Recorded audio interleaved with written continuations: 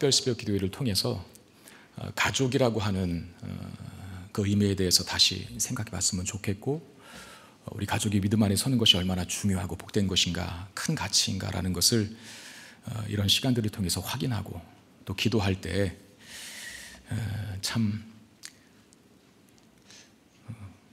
여러분들은 어떨지 모르겠지만 또 이거 제가 너무 걱정하고 염려하는 것 아닌가 싶은 생각도 있지만, 우리 자녀들의 세대에 과연 지금 우리가 누리고 있는 그런 신앙생활을 그대로 저들이 더 풍성하게 영위할 수 있을까 하는 우려, 그걸 가지지 않을 수가 없어요. 제가 어제도 교단지 기독신문이라는 일주일에 한 번씩 오는 교단 내에 교계의 소식들을 전하는 신문이 있습니다. 신학대학들이 다 미달이에요. 충격이었어요. 되게 유수한 신학교가 0.2대 1인가 이래요. 간신히 그 정원을 조금 넘은 대학은 그야말로 조금 큰 대학들을 제외하고는 10개 중에 제가 볼 때 한 8개 이상이 다 미달입니다.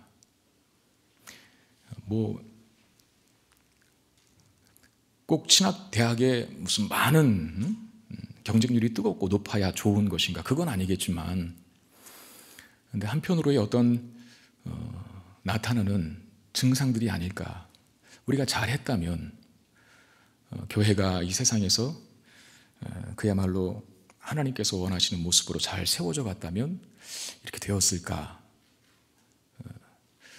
목회자가 감소하고, 또 목회자가 감소하면 또 성도들도 자연적인 현상, 예를 들어서 인구가 감소하는 것과 조금 다른 차원에서 기독교 신앙이 잘 지켜져 갈 수 있을까, 믿음과 신앙의 가보와 그런 계보들을 이루어갈 수 있을까 하는 우려, 이런 여러 가지 생각들 때문에 우리가 온 가족 모여서 함께 기도하고 예배하고 우리의 자녀들과도 함께 부모님들이 정말 사랑하는 마음으로 축복해주는 그런 시간을 가짐을 통해서 미래의 우리의 세대들이 더 밝은 그런 환경 속에서 신앙생활을 했으면 좋겠다라고 하는 기대를 담고 이 시간들을 가집니다. 다음 달에는 더 많은 인원들이 제한 없이 모여서 함께 찬양하고 예배하고 기도할 수 있는 그런 은혜가 우리에게 주어지게 되기를 바랍니다. 우리 한번 좌우에 계신 분들과 인사할까요? 주 안에서 사랑하고 축복합니다. 여러분, 예수님께서 죽으시고 며칠 만에 부활하셨죠? 3일 만에 부활하셨습니다. 부활하신 주님께서 하늘로 올라가시는데 바로 올라가시지 않고 이 땅에 며칠 동안 계셨습니까? 40일 동안 계셨습니다. 40일 동안 다시 가르치시고 또 제자들에게 자신을 나타내시면서 이제 승천, 즉 하늘로 올라가시는 그 시점, 그 직전에 제자들에게 당부하신 말씀 중 하나가 뭐냐면, 이제 나는 가지만 너희들은 내가 약속한 것을 기다려라 그래요. 나는 하늘로 올라가지만 내가 올라간과 동시에, 내가 올라간 다음엔 그 다음에 약속한 것이 내려올 것인데 그걸 기다리라 그러셨어요. 그 약속하신 것이 뭡니까? 성령입니다. 성령이 임하실 때까지 제자들이 마가의 다락방에 모여서 기도하는데, 사도행전 2장에 보면 오순절에 제자들이 모인 곳에 드디어 성령이 임하십니다. 오순절에 제자들이 모여 기도한 그곳에 성령이 임한 그때부터 교회가 시작되는 거예요. 초대교회. 교회라고 하는 것은 예수 그리스도의 십자가와 부활을 기념하고 증거하는 공동체가 교회입니다.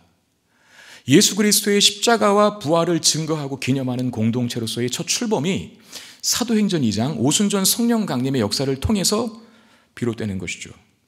그리고 난 다음에 그 교회가 아주 폭발적인 성장을 이루게 되는데, 결정적인 사건이 베드로 사도가 복음을 전하는 것을 듣고 한편의, 소위 한편의 설교로 3,000명이 회개하고 주께로 돌아옵니다. 놀라운 역사죠.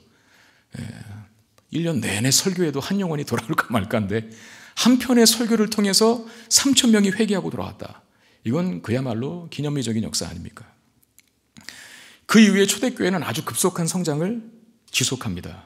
그런데 기억해야 할 것은 급속한 성장 다음에는 항상 교회를 향한 반대와 핍박도 거세게 몰아닥쳤다는 거예요. 우리가 보는 본문이 사도행전인데 본문을 읽었나요? 안 읽었나요? 안 읽었나요? 예. 자, 본문을 읽겠습니다. 사도행전 8장 한번 보십시오. 1절 8절 8절까지의 말씀. 그날에 예루살렘에 있는 교회에 큰 박해가 있어. 뭐가 있었다고요? 큰 박해가 있어 사도 외에는 다 유대와 사마리아 모든 땅으로 흩어지니라. 경건한 사람들이 스데반을 장사하고 위하여 크게 울더라. 사울이 교회를 잔멸할세 각 집에 들어가 남녀를 끌어다가 옥에 넘기니라. 그 흩어진 사람들이 두루 다니며 복음의 말씀을 전할세 빌립이 사마리아 성에 내려가 그리스도를 백성에게 전파하니 무리가 빌립의 말도 듣고 행하는 표적도 보고 한 마음으로 그가 하는 말을 따르더라. 많은 사람에게 붙어있던 더러운 귀신들이 크게 소리지르며 나가고 또 많은 중풍병자와 못 걷는 사람이 나으니 그 성에 큰 기쁨이 있더라 그랬어요. 초대교회가 급속한 성장을 기록합니다. 사도행전은 그래서 두 가지 흐름입니다. 하나는 초대교회가 얼마나 괄목할 만한 성장을 거두는가 하는 것과 생각하기 싫지만 왜 그런 면이 있을까 싶지만 그렇게 괄목할 만한 성장을 기록하는 초대교회를 저지하려는 세상의 강력한 힘, 세상의 강력한 반대, 이것이 사도행전의 두 가지 흐름이에요. 교회가 성장하면서 성장하는 교회를 공격하는 세상의 세력들, 이걸 기록한 것이 사도행전입니다. 자, 세상의 강력한 힘으로 교회의 성장을 저지하려고 반대하는데 그럼에도 불구하고 초대교회는 무너지지 않죠. 공격하는 세상의 힘을 이기고 더 큰 성장을 이루어 가기 시작하는데 저는 이 초대교회가 수많은 반대와 핍박 속에서도 계속 성장하는 모습들을 연상할 때마다 떠오르는 군가가 하나 있습니다. 그게 뭐냐면 제목이 아리랑결례라고 하는 군가인데 밟아도 뿌리 뻗는 잔디풀처럼 시드로로 다시 피는 무궁화처럼 끈질기게 지켜온 아침의 나라 옛날 여쪽 조상들은 큰 나라 세웠지. 제가 새벽이 아니었다면 불렀을 텐데 군대 갔다 온 남성들은 다 아실 거예요. 이 노래를. 밟아도 뿌리 뻗는 잔디풀 시드로도 다스치는 무궁화처럼 이 나라와 민족이 이 결례가 그랬다는 것이죠. 사도행전의 초대교회도 마찬가지. 계속 세상은 짓밟아대는데 안 죽어요. 안 죽고 더 풍성한 생명력으로 확장됩니다. 오늘 본문도 초대교회가 세상의 거대한 핍박 속에 어려움을 당하고 있는 모습을 그리고 있습니다. 8장 1절에 뭐라고 있습니까? 그날에 예루살렘에 있는 교회에 큰 박해가 있었다 그럽니다. 그러니까 교회를 향한 유대인들의 박해가 있었는데 그 박해가 얼마나 컸는지 3절에 보니까 사울이 교회를 잔멸할세라고 되어 있습니다. 그 잔멸이다라고 하는 말이 사자나 호랑이, 즉 맹수가 먹잇감을 물어 뜯을 때 쓰는 단어입니다. 세상의 강력한 힘이 세상의 강력하고 날카로운 이빨을 들이대고 교회를 막 물어 뜯기 시작했다는 거죠. 어느 정도의 박해가 아니라 강력한 박해로, 약간의 핍박이 아니라 강력한 핍박으로 교회를 공격하는 세상의 모습을 표현한 단어가 잔멸할세 이 단어입니다. 결국 예루살렘 교회의 성도들이 그 수많은 박해를 피해서 여기저기 흩어지게 되는데 스데반 집사가 돌에 맞아 죽고 수많은 그리스도인들이 감옥에 갇히고 거센 핍박을 피해서 피난길에 성도들이 오르게 됩니다. 본문의 내용은 여기서 끝나지 않습니다.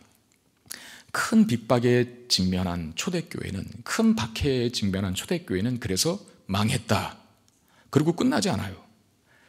4절 말씀 보십시오. 뭐라고 되어 있습니까? 핍박을 피해 흩어진 그리스도인들이 뭘 하고 있다고 합니까? 그 흩어진 사람들이 두루다니며 복음의 말씀을 전할세라고 되어 있어요.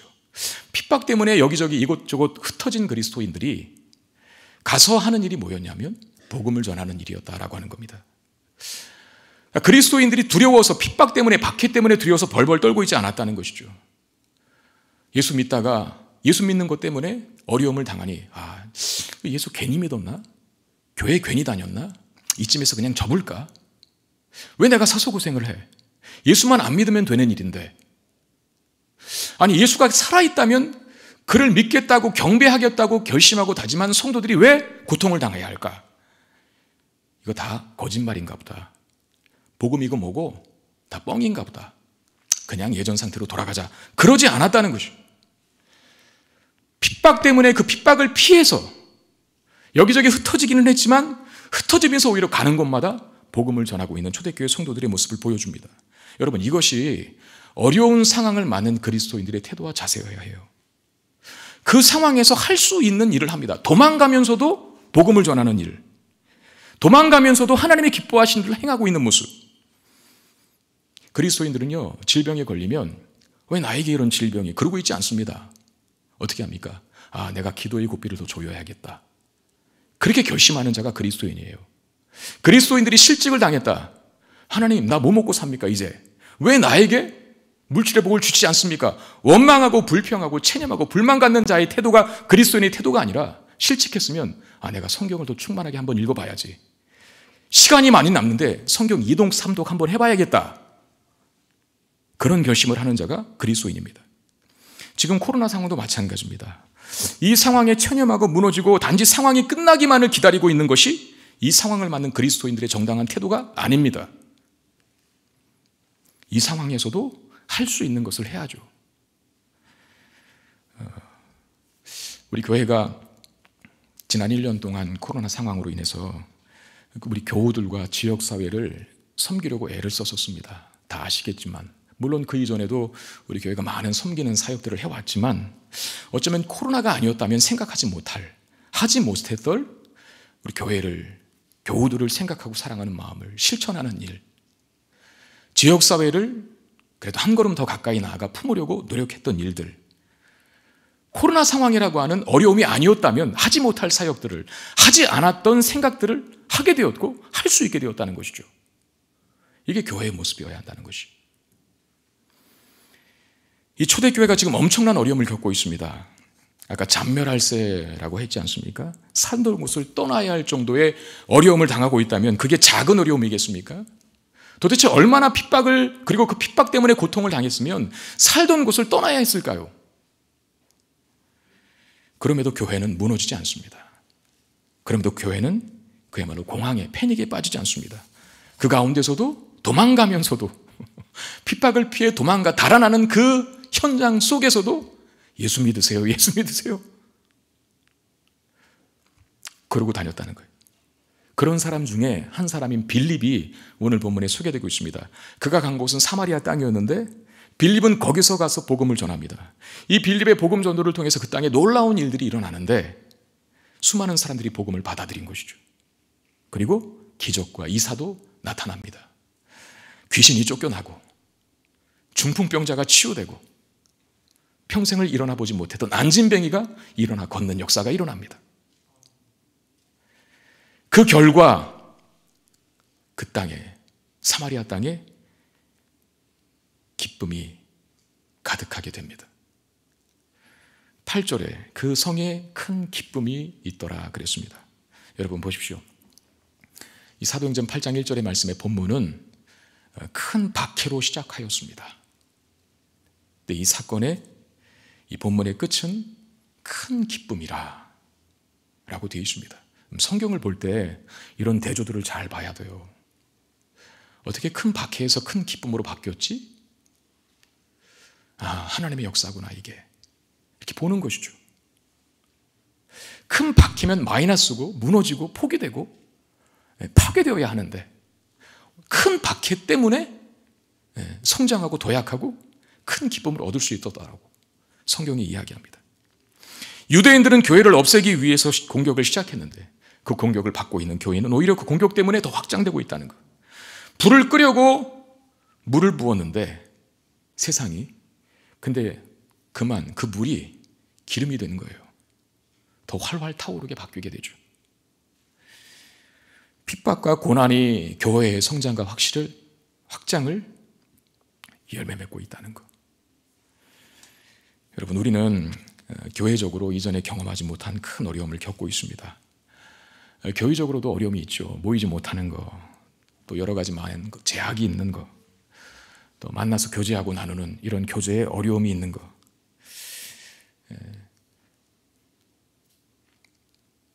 주말 온가족 특별 새벽 기도회를 시작하면서 사실 많은 제약이 지금도 있지 않습니까? 다 오지 못하고, 그리고 여러 가지 오늘 이렇게 짜여진 순서 외에 우리가 토요일 날 하게 됨으로 인해서 또 후속 프로그램들도 또 생각해보고 추진해 볼 생각이었지만 코로나 때문에 여의치가 못해서 코로나 상황이 조금 좋아지면 그때 다시 계획하여 생각하기로 잠정적인 결론을 내리고 하지 못하는 일들도 있습니다. 그게 어떻게 보면 교회가 코로나 상황 때문으로 인해서 겪는 어려움이죠. 근데 교회만 어렵겠습니까? 우리 개인의 성도들의 생활에도 많은 어려움을 가져다 주었습니다.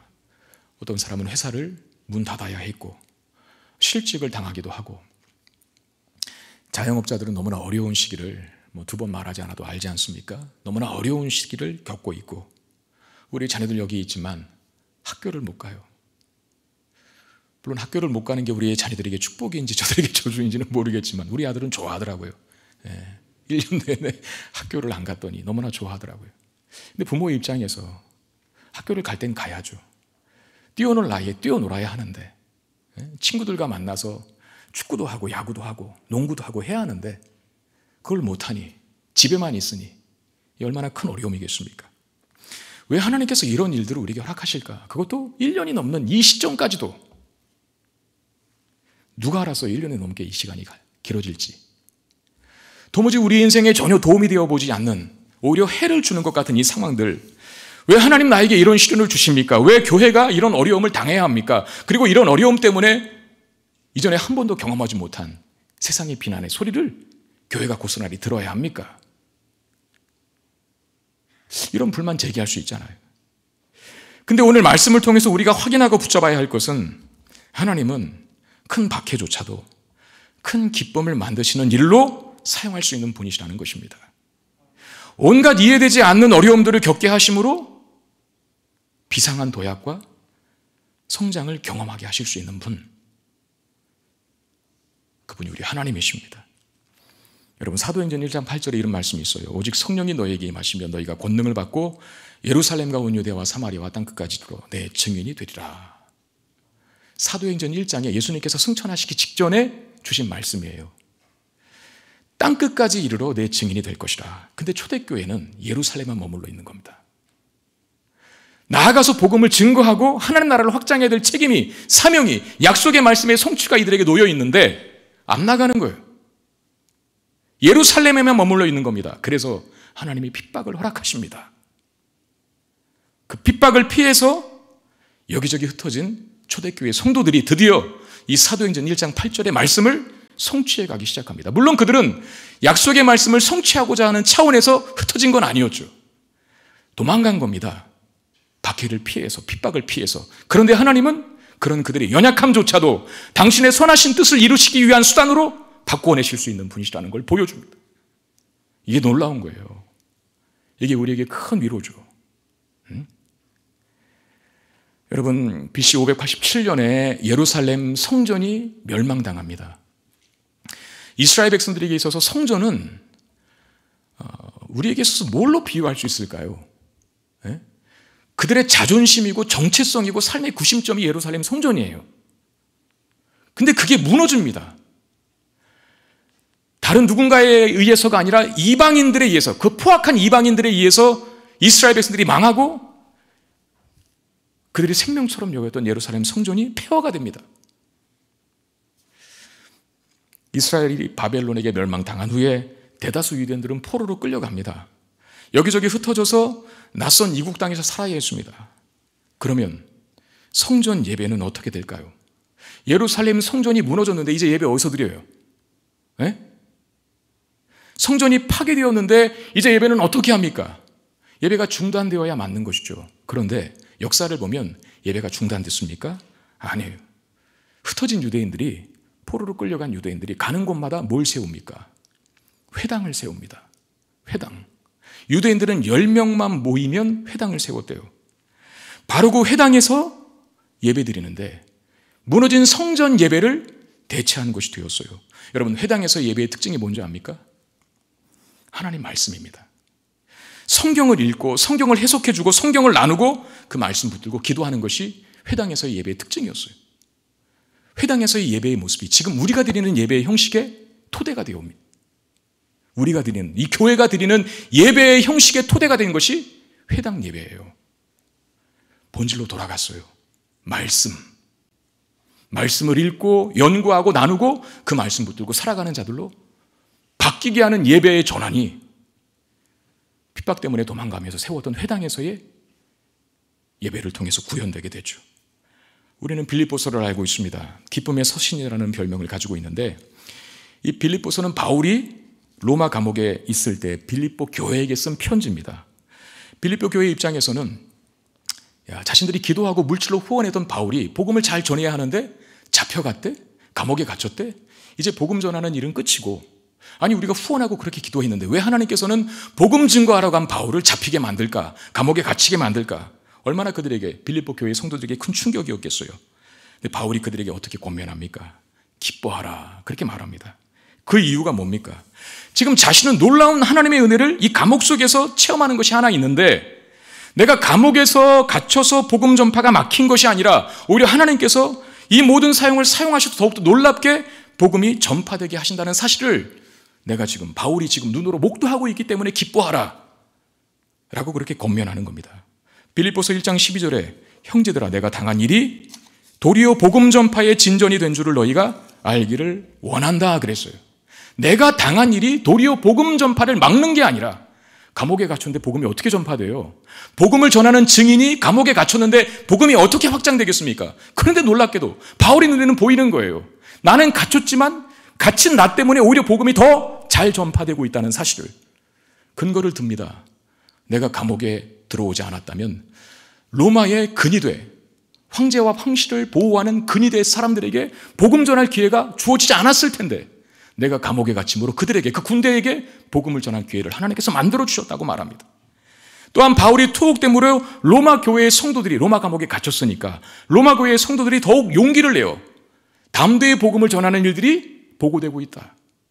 바울이 갇혔는데, 복음 전하다 갇혔는데 우리가 이렇게 앉아있으면 되겠느냐? 우리가 그 일을 대신하자라고 하면서 여기저기 복음을 전하고 하자 하는 일들이 불일 일어나기 시작한 거예요. 바울을 시기하는 세력들이 있었는데 그들은 예수를 더욱 시끄럽게 선포함으로 복음을 전하다 감옥에 갇힌 바울을 더 불리한 상황으로 몰아가려고 합니다. 왜? 당시 로마 정부는 황제 숭배를 거부하고 예수를 그리스도 주라고 선포하는 기독교를 제국에 대한 반역행위로 보았거든요. 바울을 미워하고 시기하는 세력들이 복음을 더 시끄럽게 전한다면 복음 때문에 감옥에 갇혀진 바울이 더 가중처벌을 받아서 아마 사형언도를 맞을 것이다. 그러면서 열심히 복음을, 예수를 시끄럽게 선포하기 시작합니다. 바울을 시기하던 세력들이. 바울은 그 또한 하나님의 은혜다. 저들이 어떤 뜻으로, 어떤 동기로 복음을, 예수를 증거하는지 모르겠지만 그래도 저들의 입을 통해서 복음이 증거되니 하나님 나라가 확장되는 것 아니겠는가? 그러니 내가 갇혔다고 해서 복음 전파가 가두어졌다고 생각하지 말고, 오히려 내가 갇힌 것 때문에 하나님이 직접적으로 역사하셔서 내가 감당하는 그 실력, 그 능력 이상의 것으로 열매와 결실을 맺고 있으니 빌립보 교회 성도들이여 기뻐하라 라고 말한 것이죠. 여러분, 우리의 형편과 처지가 답답하고 막막할 수 있습니다. 감옥에 갇힐 수 있고 오해를 받을 수 있고 바보가 될 수 있습니다. 망하는 것처럼 보일 수도 있습니다. 도약은커녕 꼭 뒤로 후퇴하는 것처럼 보이는 현실을 경험할 때가 있죠. 그럼에도 하나님은 하나님의 목적과 계획을 이루시기 위한 당신의 일을 중단하지 않으십니다. 우리의 기대와 소망을 갖게 되기를 바랍니다. 우리에게 있는 어려움, 소위 다 피가 되고 살이 되는 어려움입니다. 목적지까지 가기 위한 과정이라고 믿으십시오. 나를 향한 하나님의 계획과 목적 결코 좌절되지 않으며 중단되지 않습니다. 그러므로 시련 중에, 고난 중에 정당하게 반응하십시오. 불평과 원망이 아니라 의심과 두려움으로 반응하지 말고, 해가 뜨든 해가 지든 비가 오든 눈이 오든 바람이 불든 불지 않든 평온하든 출렁이든 그냥 하나님의 사람으로 살면 되는 것입니다. 오늘 본문에 초대교회 성도들처럼 핍박을 피해서 흩어졌지만 흩어져 간 곳에서 불평하고 자신의 시세를 한탄하는 것으로 반응하지 않고 복음을 전하는 일에 충실했어요. 그랬더니 그 고난이 저들에게 유익으로 바뀌었습니다. 큰 박해를 통해서도 큰 기쁨을 허락하신 하나님께서 올해 우리에게 주신 말씀처럼 가문과 기근 속에서도 반드시 열매를 맺게 하실 것입니다. 이런 하나님을 경험하는 이 복된 한 달, 복된 2월이 되기를 주의 이름으로 축원드립니다. 우리 함께 찬양하고 같이 기도하는 시간을 갖겠는데, 지금 상황에 왜 교회를 다니니, 예수를 믿니, 세상의 비아냥과 우리 스스로도 위축됨이 있지만 하나님, 그럼에도 불구하고 내가 하나님 바라보며 예배하는 삶, 헌신하는 삶, 주를 증거하고 찬양하는 삶 중단하지 않겠습니다 라고 하는 마음을 담아서 함께 찬양하겠습니다. 아무도 예배하지 않는 그곳에서 주를 예배하리라. 아무도 찬양하지 않는 그곳에서 나 주를 찬양하리라. 누구도 헌신하지 않는 그곳에서 주께 헌신하리라.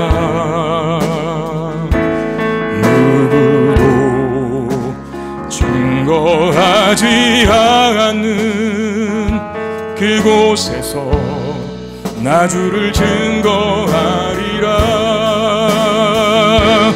내가 밟는 모든 땅 주를 예배하게 하소서. 주의 보혈로 덮어지게 하소서. 내가 선 이곳 주의 거룩한 곳 되게 하소서. 주의 향기로 내가 밟는 모든 땅, 내가 밟는 모든 땅 주를 예배하게 하소서. 주의 보혈로 덮어지게 하소서. 내가 선 이곳 주의 거룩한 곳 되게 하소서. 주의 향기로 물들이소서. 우리 들은 말씀 기억하며 또 우리가 하나님 앞에 불러드렸던 이 찬양의 가사를 기억하며, 하나님, 코로나 상황이지만 어려운 일 가운데 있지만 좌절하거나 포기하거나 중단하지 않기를 원합니다. 체념하고 무너져 있는 인생으로 전락하지 않게 되기를 원합니다. 이 상황 속에서 큰 핍박 속에서 복음을 증거했던 초대교회 성도들에게 큰 기쁨을 허락하셨던 하나님, 우리에게도 그런 유익과 은혜가 누려지게 하여 주옵소서. 최선을 다해 예배하며 최선을 다해 헌신하며 최선을 다해 찬양하며 우리가 있는 곳에서 복음을 증거하는 증인으로 살게 하여 주옵소서. 그럴 때 우리 가운데 큰 기쁨 주시고 하나님께서만 가뭄과 기근 속에서도 맺게 하시는 그 열매, 그 결실을 맺는 우리가 되게 하여 주옵소서. 우리 다 함께 기도하시도록 하겠습니다. 기도하겠습니다. 아버지 하나님, 아버지 하나님, 은혜를 주시기를 원합니다. 하나님, 큰 핍박과 박힌 어려움 속에 있지만 놀라운 결실을 허락하실 하나님을 기대하고, 하나님 포기하고 자책하며 신세를 한탄하며 불평과 원망 속에 반응하는 그리스도인들이 아니라 하나님 박해 속에서도 흩어져가는 곳마다 복음을 전했던 초대교회 성도들처럼 그 믿음으로 살아가는 우리가 될 수 있도록 인도하여 주시옵소서. 우리가 고난을 어떻게 맞이하고 어려움들을 어떻게 대하는가에 따라서 하나님 놀라운 열매와 결실과 유익을 주시는 하나님의 역사를 경험하게 되는 줄로 믿습니다. 오 하나님, 우리를 사용하여 주시고 주저앉지 않게 하시고 낭망하지 않게 하여 주시고 믿음과 신앙의 길을 걸어가는 그 삶에 하나님 포기가 없게 하여 주시옵소서.